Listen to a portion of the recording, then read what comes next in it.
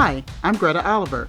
Welcome to the Educate You podcast, your roadmap to learning tips, techniques, and strategies to enable your student to successfully navigate the road to and through higher education. Today's guest on the Get on Campus by Any Means Necessary segment of Educate You is Doni Holloway. Doni Holloway is the former producer of the Daily Bloomberg Business Week podcast and is now currently the producer of NBC's Why Is This Happening podcast with Chris Hayes. We're so excited about his new position, and this is exciting news because we can see Doni continue to make a name for himself since leaving UNC Chapel Hill as a broadcast journalist graduate. But Doni has always been on top of his game, academically and professionally. He's an honored guest on Educate You and a role model and mentor to up-and-coming college-bound students. Today, he will tell us why it's so important to get on campus and take part in many opportunities to network, immerse yourself in the college culture, and participate in as many organizations and venues as possible, even before starting college itself. His plan to prepare for his future started early and worked magnificently.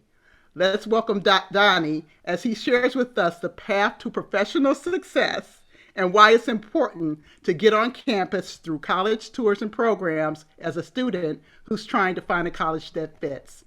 Thank you so much, Doni, for coming to join us today on Educate You.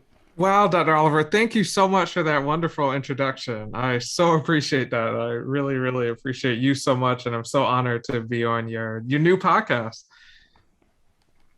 Absolutely, Doni. So let me just ask you really quickly, how important is it for students to get on campus, and try to find a college that fits? How important is that? It is so crucial for students to get on campus and to really find out if it's a good fit for them, because I think that a brochure or a book or a guide, a catalog, a website can only show you so much. So to actually get on campus, for me, I'm really big on vibes. So to be able to see not only what the students, what the classroom setting looks like, but also to see, get a taste of the energy on campus and, how students interact with each other socially. Because if you think about it, you spend a large amount of time at college. So you want to make sure that it's the right place for you, that it's going to be a good fit, that you're going to, feel welcomed and included there. I think, yes, you're going there ultimately in pursuit of a degree, but the social life is a big aspect of it as well. So I got to say that it is so important to get on campus, and it really helps to save regret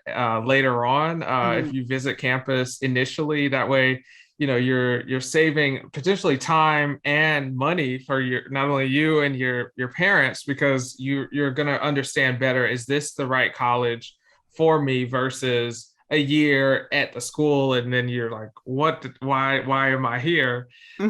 So it's so important to get on campus because it not only shows you what you like about the campus, but it's also equally important to observe what you don't like and to make some pros and cons, to come up with a pros and cons list about what, and hopefully the pros outweigh the cons. And best case scenario, you say that going on a campus reinforce all the reasons why you even wanted to visit, why you may have wanted to go to that school. And then conversely, worst case scenario, you run as far away and you say you're going to pivot and look to another school that might be a better fit. Okay. So can you tell us, you ended up at UNC Chapel Hill, and hopefully that was your first choice. Yes. But what other colleges did you look at, and did you go on college tours there, and what kind of things were you looking for at each one of those schools? Sure, you're right. UNC Chapel Hill definitely was my first choice. I actually have on my Carolina shirt today for the interview. And, I definitely, I had a unique experience, I'd say, before really touring UNC. I think I was looking back and I kept thinking, well, I had been on a number of other campuses before actually visiting UNC. And then I thought one campus, and I thought, oh, there's like 2 or 3 other ones. My very first one that I spent time on was Wake Forest University. I was nominated to be a National Young Scholar for the National Young Scholars Program at Wake Forest University. And through that program, one of the things that we got to do was stay on campus for about a week. So got to go there. And I remember eating in the dining hall. I remember walking around campus. It showed me, be prepared for a lot of walking on a lot of campuses, because just getting from one side to the other. I remember we got to meet a lot of the staff members, professors, different things, different people who are very closely involved with your experience as a student. So that was super helpful. I mean, I think it was really instructive too. It taught me that, wow, this is completely different from anything that I'd ever seen up until that point, and the freedom that comes along with being in college. So got to have that experience. That was my very first one. And then after that, I was nominated to be a national youth correspondent for the Washington Journalism and Media Conference, and that was at George Mason University. George Mason University is in Fairfax, Virginia, just right outside of DC. So the first year of that program, and of course, part of the reason why I mentioned the location is that I would have to travel up there, which kind of really got me in the mindset of, going away to a school. And it's important to consider, do you want to be, I know for a lot of students, they don't necessarily want to be right in the backyard of home. You might want to get away a little bit. And so that's an important question to ask yourself, as do you want to go across the country? Do you want to go a few hours away, an hour away, whatever the case may be? Being at George Mason University, I did love that experience because I got to see close proximity to the Capitol, to Washington, D.C., got to connect with some staff members there. And then ultimately, the next summer, I got to go back. So after I was a youth correspondent, I got to go back and was selected to be an intern. So spent 2 weeks on campus at that point. So 2 weeks on campus was a good amount of time. It really helped me to realize the importance of time management, just coming up with ways that I can make sure I'm successful. A lot of people connecting with a lot of the my fellow interns, as well as students, who were on campus, different things like that, learning about what they liked about it.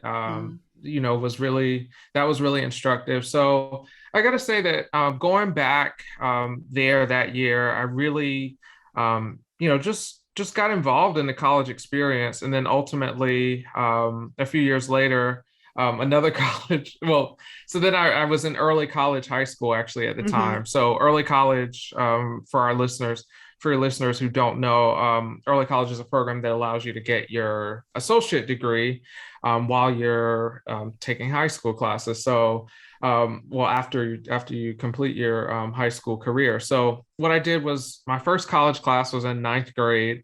So you think, wow, that's really early on. It was super helpful for, being able to take classes on note taking, on study skills, all those different things in ninth grade. So getting in that mindset, thinking about how, it's less, the structure is different. So you really have to manage your schedule. And that was one of the things that I learned. We had something called open campus. My early college high school was held on a private university. So with that, I remember I had classes starting in 10th grade where I might not have a class until 11 in the morning. So what are you doing with your time before that? If when you have that free time in between your classes, we could leave campus, come back. Are you best utilizing your time? So that was early college. I did, then after ninth grade, starting in 10th grade, I was doing 12 credit hours. So really did that. And then a few years later, ultimately, after 4 years, graduated with my associate degree from Scotland Early College High School in Laurinburg, North Carolina, which I'm so glad to have been able to pay it forward through your recent wonderful fundraiser that you did. And now I'm so pleased that you're going to be able to donate books to that school. Oh, yeah. But yes, it's because of you. Thank you. Thank you. That's of course, I would not have Absolutely. missed that opportunity because your work is so powerful and I think it's definitely changing lives. Thank you, Don. So yes, yes, yes.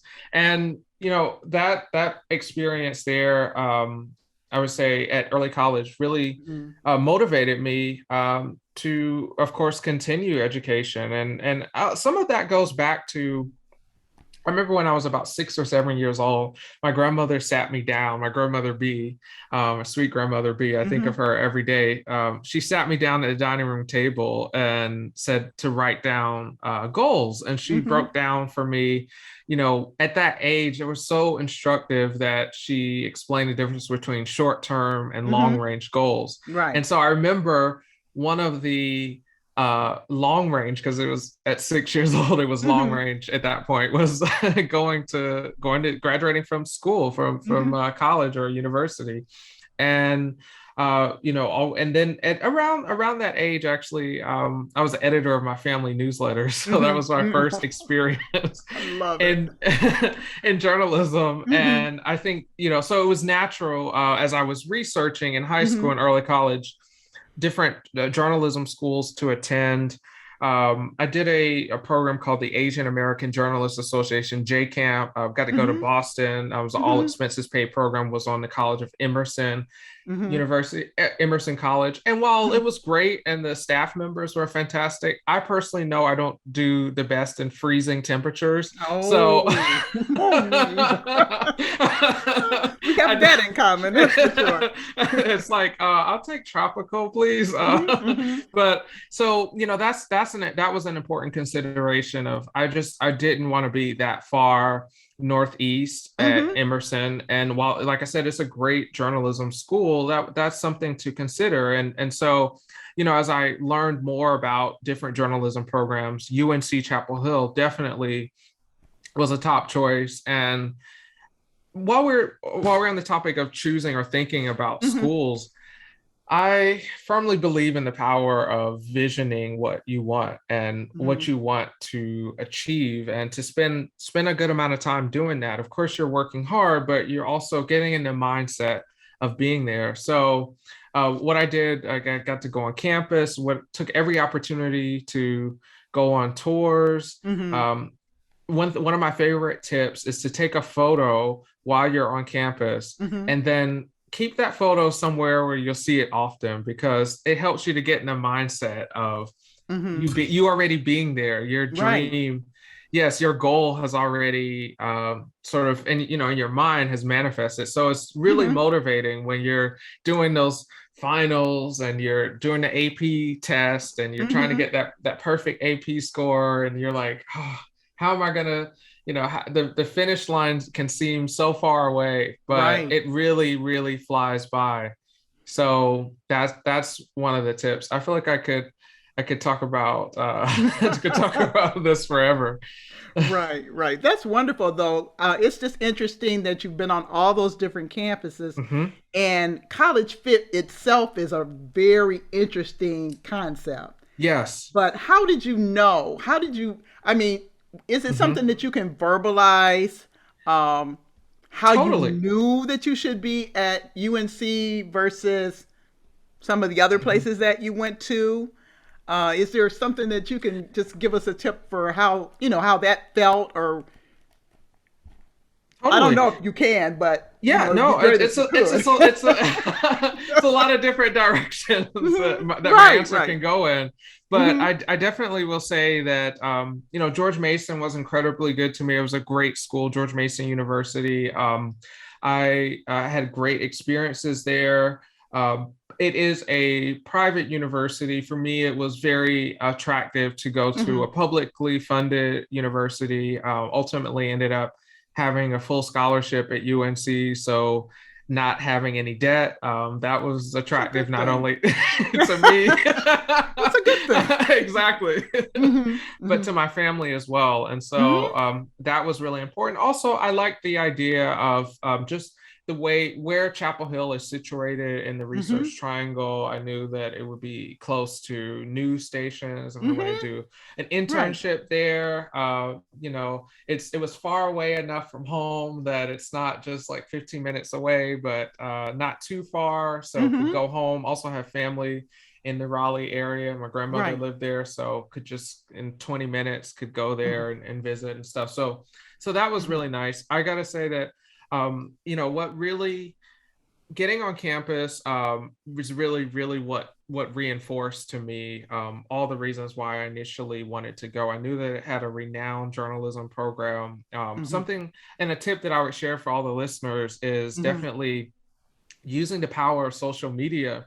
We have you have your phone, you have your computer, everything at your fingertips. Mm-hmm. It's so easy to find a staff member, to find professors, to find deans, associate deans at Mm-hmm. the schools of your interest, and to reach out to them. And that's Mm-hmm. exactly what I did with Dr. Trevor McDonald, who is Mm-hmm. to this day a very Mm-hmm. dear mentor of mine. I reached out to her on Facebook and shared that I was interested in um, studying journalism at UNC Chapel Hill. And one of the things that really showed me that, okay, this is exactly where I want to be is that I remember she came and met me on campus on her day off. Mm-hmm. She, wasn't even on the campus that day, but she made a special trip to come Mm-hmm. there to give me a tour of the broadcast facility, to introduce me to key staff members, to Mm-hmm. faculty, different people, so that I really felt welcomed. I felt like I had a good